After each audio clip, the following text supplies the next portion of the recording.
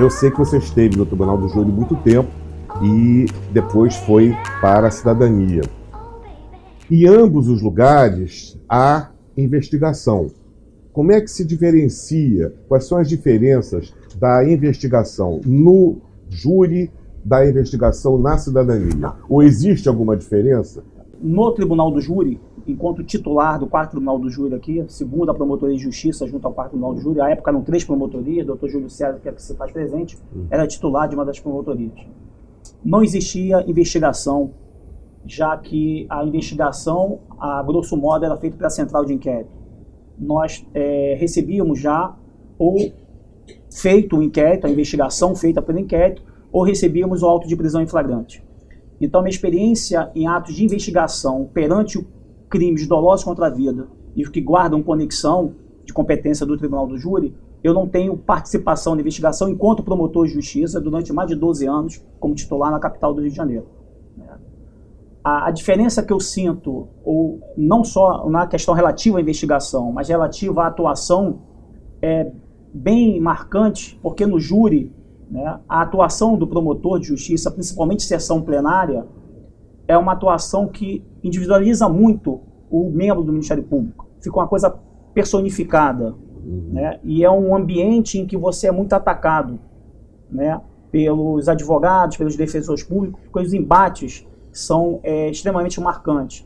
E a depender também da postura do promotor e do advogado e defensor público. E eu, como não tenho uma postura muito, vamos dizer assim, suave, né, tive enormes discussões em plenário, né, enquanto defensor público assistia a doutora Glaucia enquanto estagiária do Ministério Público no 2º Tribunal do Júri.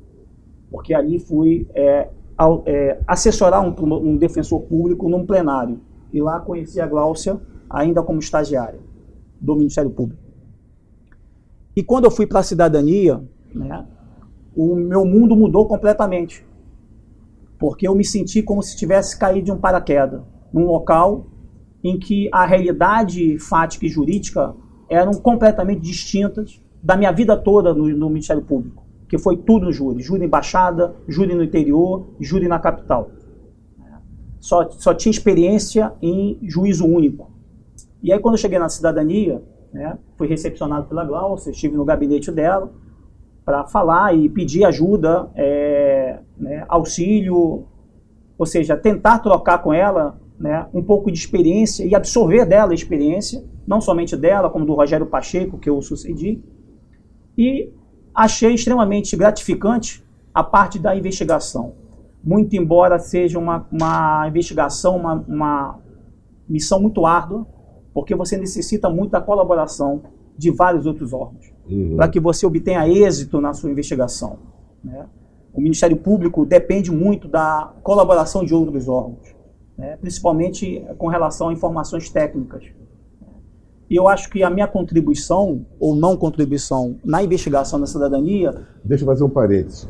Essas informações técnicas a que você se refere, elas atualmente são oriundas desses órgãos públicos que nem sempre são colaborativos. Eu diria quase nunca são colaborativos. Essas mesmas informações técnicas poderiam ser obtidas pelo próprio Ministério Público, por organismos dele, se ele criasse, se ele tivesse a infraestrutura para isso? Ou não? A estrutura... Engraçado que ontem, na sala de aula, na faculdade, né, eu falei sobre essa questão da estrutura do Ministério Público, pelo menos do que eu tenho conhecimento da realidade aqui no Rio de Janeiro.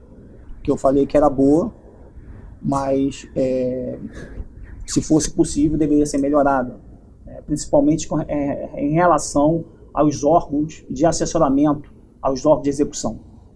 Você fala de perícia, por exemplo? Sim, do quadro técnico, que possa te fornecer elementos informativos de natureza técnica, porque eu não tenho conhecimento sobre engenharia, sobre geologia, sobre medicina, sobre contabilidade, e eu preciso dessas informações, né, para alicerçar uma imputação que eu vou fazer através de uma ação civil pública ou de uma ação de improbidade. Seria demais afirmar que uma meta que o Ministério Público deveria se propor era justamente melhorar essa estrutura para uma melhor atuação dos órgãos? Aperfeiçoar a estrutura que já existe, que é boa, Mas Não, porque quando eu entrei não tinha nenhuma. Agora já existe alguma. Né? Quando eu entrei não tinha nenhuma. não posso testemunhar um fato que eu não Mas presenciei. eu posso. Mas também quando entrei no Ministério Público não existia nem um patrulheiro para te ajudar. Sim, sim. Né?